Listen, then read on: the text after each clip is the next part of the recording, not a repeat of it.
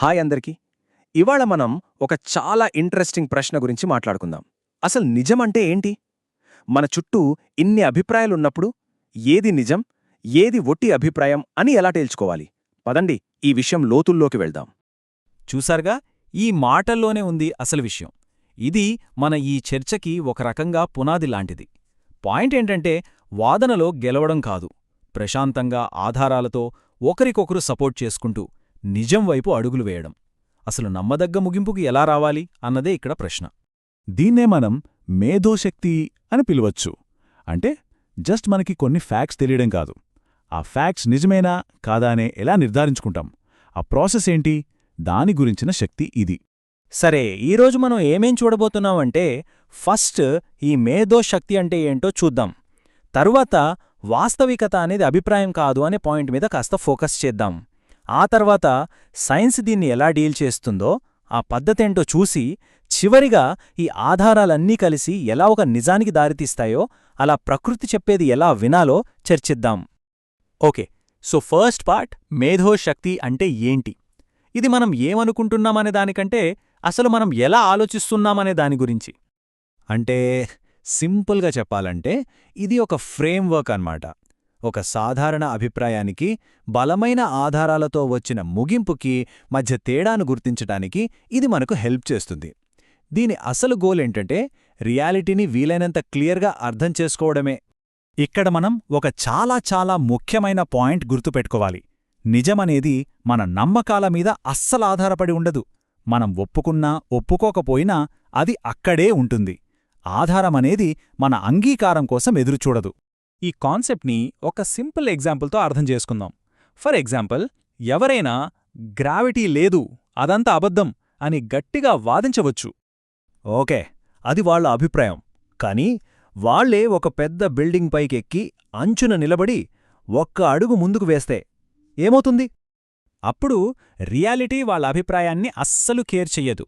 Gravity తన పని తాను చేసుకుపోతుంది, అంతే. రియాలిటీ అనేది మన ఇష్టాలకు తగ్గట్టు మారదు. ఇది మనం ఈ చర్చలో గుర్తుంచుకోవాల్సిన ఒక కీ పాయింట్. మరైతే ఈ రియాలిటీని మనం అర్థం చేసుకునేది ఎలా? దానికేమనే పద్ధతి ఉందా? ఉందండి. అక్కడికే వస్తోంది సైంటిఫిక్ మెథడ్, అంటే శాస్త్రీయ పద్ధతి. ఇది ప్రకృతి చెప్పేది వినడానికి, మన సొంత అభిప్రాయాలు పక్కన పెట్టి వినడానికి ఒక క్రమశిక్షణతో కూడిన మార్గం. ఈ పద్ధతికి కొన్ని స్ట్రిక్ట్ రూల్స్ ఉన్నాయి. ఒక 4. 1. కొలత.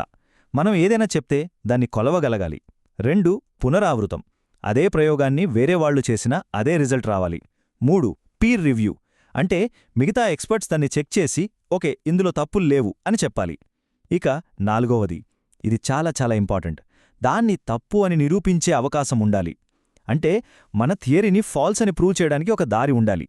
ఇలా తనను తాను సరిదిద్దుకునే పద్ధతి ఉండటం వల్లే సైన్స్ అంత పవర్ఫుల్. సరే, థియరీ బానే ఉంది.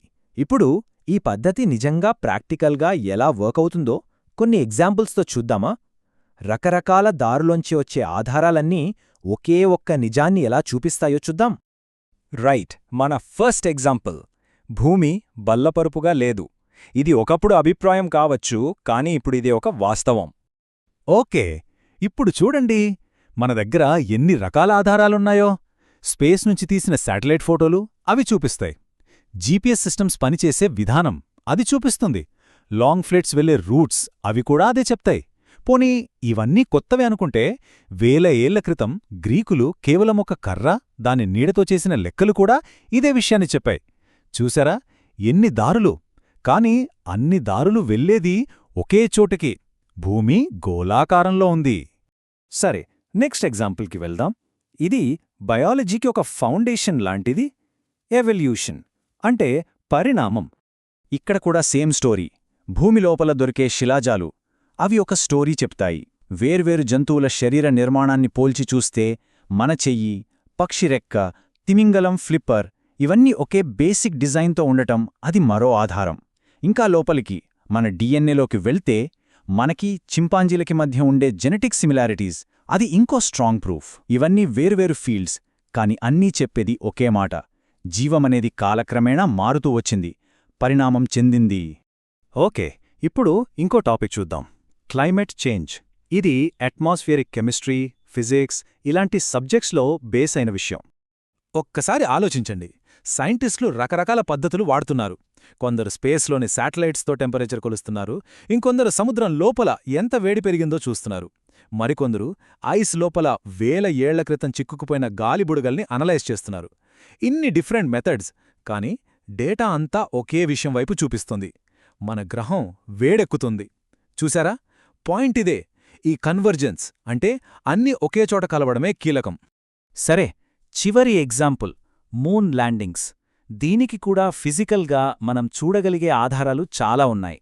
ఇక్కడ ఒక ఇంట్రెస్టింగ్ పాయింట్ ఏంటంటే, మనం కేవలం నాసా చెప్పింది నమ్మాల్సిన పనిలేదు. వాళ్ళు చంద్రుడి మీద పెట్టి వచ్చిన రిఫ్లెక్టర్స్ ఇప్పటికీ ఉన్నాయి. వాటి మీదికి భూమి మీద నుండి లేజర్స్ పంపి డిస్టెన్స్ కొలుస్తారు. అంతేకాదు, ఆ టైంలో అమెరికాకి బద్ధశత్రువు అయిన సోవియట్ యూనియన్ కూడా ఈ మిషన్స్ని ట్రాక్ చేసింది. వాళ్ళిదంతా అబద్ధం అని చెప్పే అవకాశం ఉన్నా చెప్పలేదు, ఎందుకంటే అది నిజం కాబట్టి. ఇవన్నీ ఇండిపెండెంట్ వెరిఫికేషన్స్. సో అసలు పాయింట్ ఏంటంటే, ఈ ఎగ్జాంపుల్స్ అన్నిట్లో బలమనేది ఒకే ఒక్క ఆధారం నుంచి రావట్లేదు. ఎప్పుడైతే రకరకాల ఒకదానితో ఒకటి సంబంధం లేని మార్గాల్నుంచి వచ్చిన ఆధారాలన్నీ ఒకే దిశను చూపిస్తాయో అప్పుడొచ్చే ముగింపు చాలా చాలా బలంగా ఉంటుంది. సరే, మనం చివరి భాగానికొచ్చేశాం. ఇంతకీ ఇలా ఆధారాలతో ఆలోచించడం వెనకున్న అసలు లక్ష్యమేంటి? సింపుల్, ప్రకృతి చెప్పేది వినడం. మరి ఈ చర్చ మొత్తంలోంచి మనం తీసుకోవాల్సిన ముఖ్యమైన పాయింట్ ఏంటి? ఈ కొటేషన్ ఈ విషయాన్ని చాలా అందంగా చెప్తుంది. నిజమైన మేధోశక్తి అంటే మనకి ఏది వినాలనుందో దాన్ని ప్రకృతి మీద రుద్దడం కాదు. ప్రకృతి నిజంగా ఏం చెప్తోందో అది మనకు ఆశ్చర్యం కలిగించినా, మన నమ్మకాలకు వ్యతిరేకంగా ఉన్నా సరే దాన్ని వినడానికి సిద్ధంగా ఉండటం. అదే నిజంగా రియాలిటీకి మనమిచ్చే గౌరవం. ఈ విశ్లేషణలో మాతో పాటు ప్రయాణించినందుకు ధన్యవాదాలు.